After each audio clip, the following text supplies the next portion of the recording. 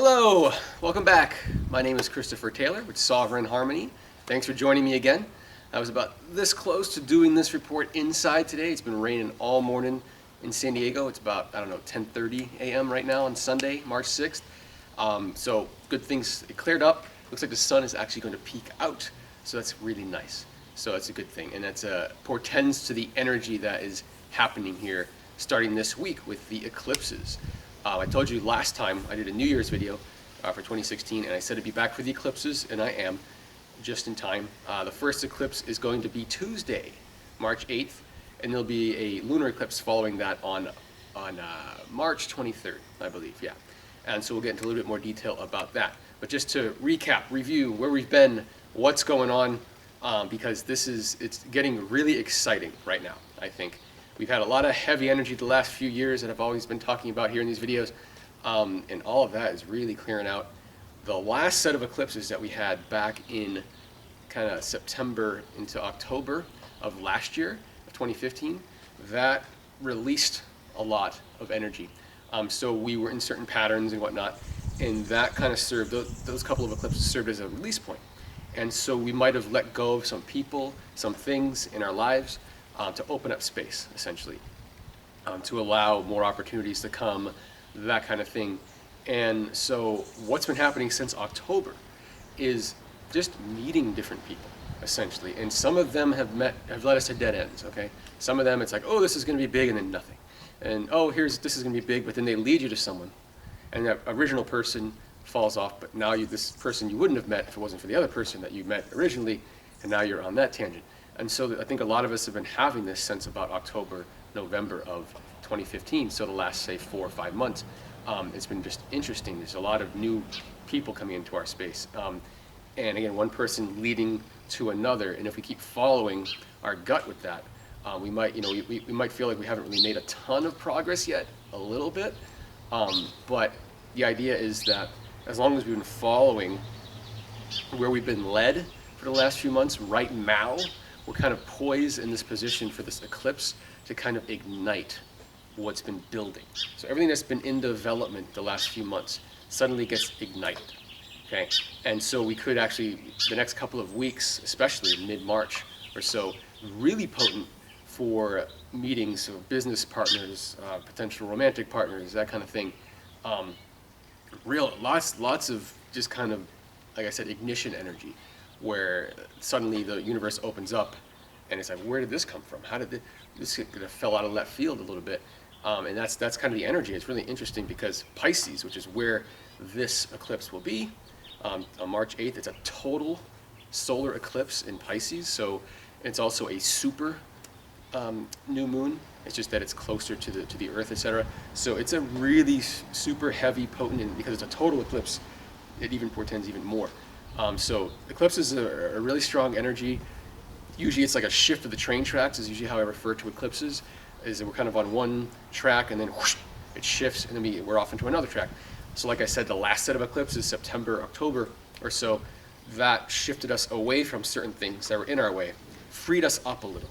And that freeing us up has led us to certain associations, people, things, events, things we wouldn't have perhaps associated with if we were stuck in that energy of certain people and certain habits and certain things that we were up until about September, October. And so now, like I said, we're here, total solar eclipse in Pisces, March 8th, and it is a loaded one in terms of how many of the major planets it's aspecting. And so it's in Pisces, it'll be conjunct Chiron, which is the wounded healer. So we'll talk a little bit about that. It's also in a direct opposition to Jupiter and the north node of the moon in Virgo. Okay, we've talked about that before in some other videos. And there's also going to be an aspect to Pluto and Capricorn from this one. And if that wasn't enough, there's an aspect to Saturn, a square to Saturn in Sagittarius. So there's a lot of potent energy, a lot of shifting energy. And a lot of these planets that we're talking about, Saturn, Jupiter, Pluto, Jupiter, some aspects started with these planets together back in October, November. So this is, again, we had the eclipses, and then this sort of growth period opened up for us where we started to explore a little bit. And I was at kind of Jupiter-Pluto trine that is continuing and will be exact again here in March. So right around these eclipses, we'll have what started in October coming back again, and it'll finish up here in about June, July or so, something like that. But the point is we're coming up for review of where we've been on this opening path. The Jupiter-Pluto energy has a lot to do with kind of getting to work, doing our work, and being supported in it. And then the Jupiter squaring Saturn aspect also started around like November or so. And that comes to exact again here in late March, right around the second eclipse that we'll talk about. And that will finish up around June, July as well. And that is sort of like putting, using the gas pedal and the brake at the same time. Jupiter wants to expand, Saturn wants to contract. Saturn is the energy of putting things in form. Jupiter is, finding more possibilities. So when they square each other, it's a very discordant energy, and it feels like one has to win over the other. And so it's just a creative time of trying to figure out how we can have both. How we can expand, and this is Jupiter and Virgo, expand in our work, in our daily tasks as far as being on our path, while Saturn and Sagittarius, we are holding strong to our vision, to our what we see in the future for where we're headed, okay? So not losing sight of our future through being bogged down in details, because that Jupiter and Virgo can explode the details, and we get too detail oriented and can't retain the vision. And with this solar eclipse in Pisces, it gets even more visionary, and it expands it even further. So there's a real illumination happening in March with this idea of, what can be next for us, assuming we, stay on our path, stay, hard working on the work that is ours and not get distracted by the work that isn't ours, okay? And so mid-March, it's like, I swear it's like people that we're meeting now are because of people we've met in the last few months, and it really is this point of let's go now, let's do this. And so it's like the waiting is over, which is kind of exciting but also kind of scary, because we've almost had this sort of excuse the last several years of, well, it's coming, it's coming, it's coming. And it's 2016, it's here. It's here. And as long as we keep our common sense about us and we, stick with our work, we're gonna be on the right path, we're gonna meet the right people, we're gonna be doing the work we wanna do in ways that we couldn't even fathom a couple of years ago. And it's almost like pinching yourself kind of energy. And that doesn't mean it's all easy peasy, because there is stuff we have to do. And it's kind of like we set up our dreams and then we realize how much work our dreams are. And that's part of what this energy is too, is the reality of the fact that, yeah, it's happening. But there is some stuff we got to do to make it happen. Are you ready? And that's really the only question you have to answer is, are you ready? And if you are, everything we need, all the support, the people, the opportunities, the place that we need to do what we need to do, we're in it. And it's up to us just to actualize it. And so that's really what it comes down to. No more excuses, really. That's what it comes down to. No more excuses. We can complain that it's too much work. That's about all we can say. But really, there's a difference between reluctant action and impassioned action. And impassioned action isn't as much work as reluctant action. And this is about getting into our impassioned action. So yeah, there can be a lot of time-consuming aspects to what we need to do, and a lot of building. We can't just have everything overnight, but it's like the idea that the steps are here, the ingredients are here, and as long as we take those steps one by one, it's going to build. But are we willing to commit to all the steps it's going to take for it all to come together?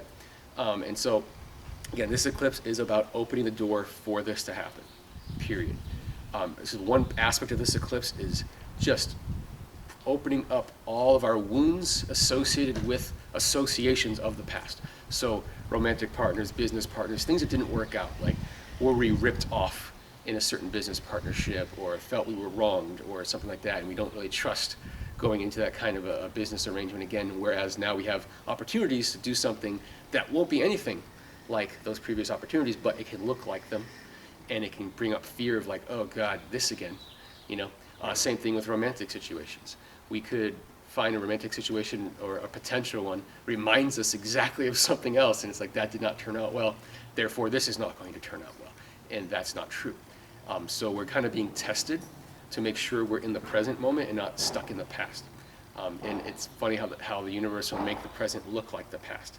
So it's, again, business, romantic, any kind of partnership, things looking and feeling familiar, but having to keep it in your back of your mind that this is not that thing from before. It isn't, it's something different, and this is actually workable. because we're in a space for it to work, whereas before, and I think a lot of this happened like 2009, 2010, 2011, that time frame, when we might have had similar, the things that are coming up now are similar to that time frame, that time period, and whatever didn't work out then, because remember, everything kind of collapsed 2012 to 2015, and it was sort of the sense of, oh, I went in the wrong direction. My dreams aren't really, worth it, or they can't really come to fruition in reality, and all the negativity we might have gotten into over the last few years. But again, 2016 is this year of this rebirth of our vision, this rebirth of, the things that we had to put to the side for a while, and that includes the people and the situation. So we may find very rapid development of partnerships happening this spring, because that takes me to the other eclipse. So this first eclipse, March 8th, total solar eclipse in a Pisces, very potent, opens the doors. It challenges us, to maintain our vision while doing the work, and not losing sight of the bigger picture in the details, that kind of thing. And if we take our opportunities that we have now, we can go at them and make them roll. The lunar eclipse coming up here in late March, March 23rd, that's going to be in Libra, in the early degrees of Libra, about 3 or 4 degrees Libra, something like that. That will form a sextile to Mars. Mars is about to go retrograde. We're going to talk about that too. And so Mars just entered Sagittarius yesterday. So yesterday, March 5th, Saturday, it entered Sag, and it's going to be in Sag for a while.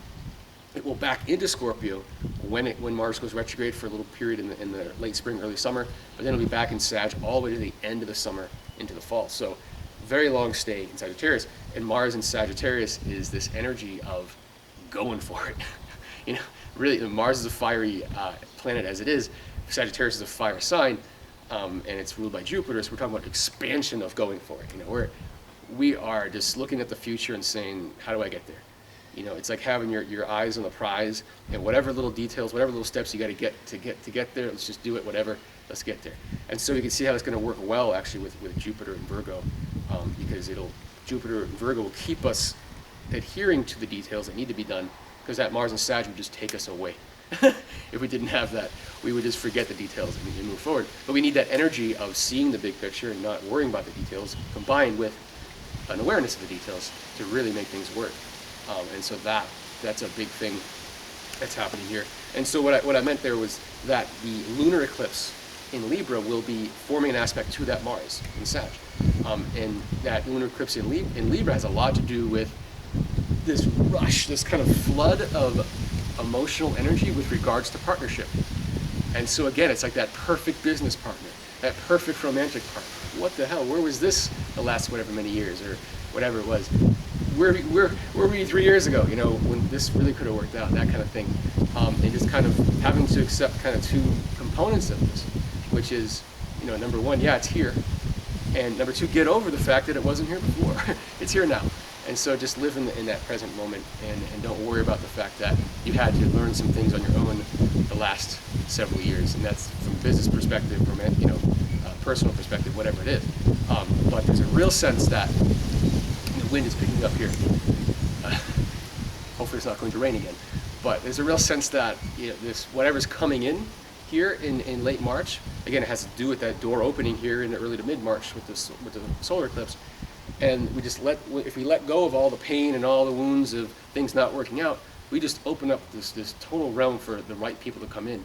And we might have already met some of these right people that we might be working with, or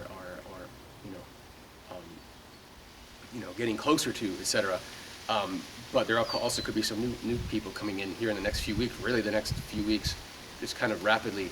And we could see developments over April, May into June really fast, because we're going to have Mars in Sagittarius, and it's going to retrograde. So and then once it gets back into Sag and goes forward, it's going to be like, all systems go, in a sense. And I just feel like this March opens up a door, and the floods come in. We realize, who and what we can be doing with ourselves that really aligns with who we are, and just really wanting to, really fired up to just go for it and do it, no matter what it takes, kind of thing. And we'll do the work. We're in a space to do the work, and that's the only thing that would stop us, is if we are basically too lazy, just don't want to. That could be the only thing in our way. So it would be us preventing it from happening, because all the ingredients are here, all the people, all the things. We just got to make it happen. Like I said, I definitely see whatever does flood in as far as partnerships go, rapid expansion, April, May into June, just rapid expansion. And lots of readjustments because of that, because when you rapidly expand into like new partnerships and whatnot, you're kind of going in directions, and you're having to rely on working with someone you don't know all that well in a certain level.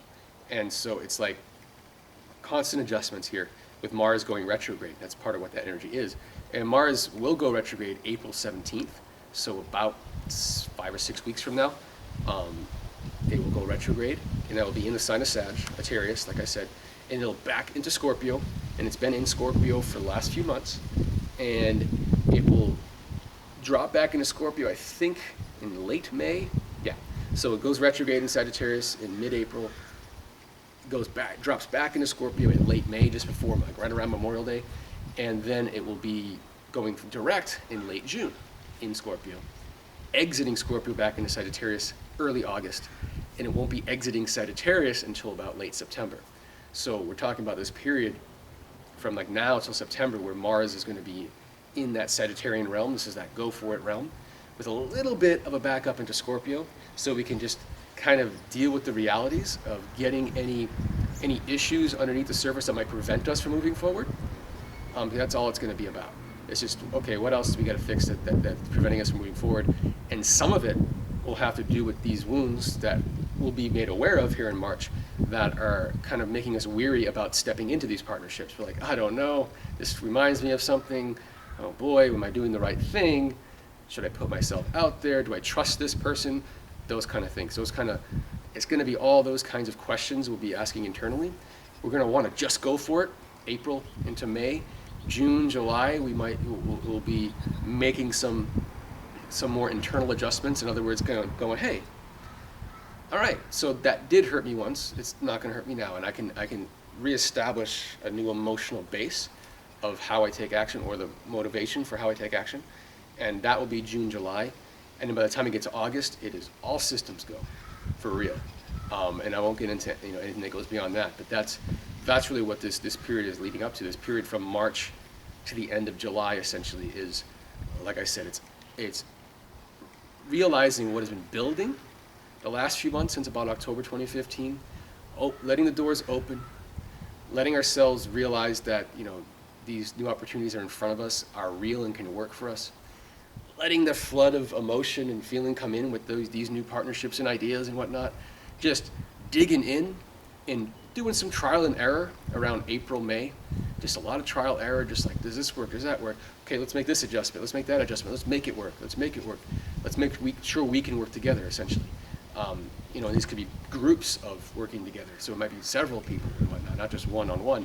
But then there could be the one-on-one, like, romantic associations. And I think any romantic associations that form now are related to our life path. So in other words, it's when two like-minded individuals that have similar goals, they're gonna, when they cross paths now, or they could have already, but this time period is going to just make the magnet between them like an industrial strength, and there's going to be almost like a why aren't we working together, that kind of thing. So there's a lot of easy working together with folks, and I think if there's, like I said, romantic involvements are related to professional intentions in some way. That's a big strong part of this, because it's really just people aligning with who they are, which aligns them with other people who are like that as well. And the impulse of this in this April, this from late March into April, May, of that colliding and magnetic attraction is, it'll be easier to just allow it than it will be to try to resist it. So it's like you don't even have to force anything. It's going to come together, and all you can do is try to prevent it, but that'll be a lot of extra work and a lot of extra effort that you don't need to do. Just let things come together. April, May. June, July will be that time period again of fine-tuning ourselves internally for what we just created externally. It's like, okay, now I'm in this. What do I do with myself internally, June and July, to make sure that I'm ready for this? And then in August, again, it's all systems go. And we're going to wonder, by the end of 2016, we'll look back and say, well, this is how I wanted my life to look. This is the kind of people I wanted to be associated with. where were they 2 years ago? Again, the quicker we can get over our desire to have that question answered, the better. Because we're in it now. That's all that matters. Let it happen. We learned a lot in the last few years, and this last few months have let us, open doors and experiment a little bit. And these next few months will be a time to just trust our guts and go with it. Join forces. That's all I could say. Join forces in the next few months, March, April, May. Just join forces. We'll have time in June and July to make our adjustments as needed. And we'll be happy to join the forces, even if it caused some discomfort, some uncertainty, and that kind of thing. Whatever. We're ready to go. And the people that we need to be working with are coming, and they're here in some cases. So enjoy. Anyway, thank you for joining me. That has been a little overview of these eclipses coming up in Mars retrograde, and then a period for the next 3 or 4 months or so. Make sure you tune back in for my next one here. I'll probably be back later in the spring to give a little bit of update. We'll see where we're at with what happened with these eclipses and how Mars retrograde is going, etc. At that time. So thanks again for joining me. Have a wonderful rest of your day. Enjoy these eclipses. Don't be afraid of them. And we'll talk to you soon.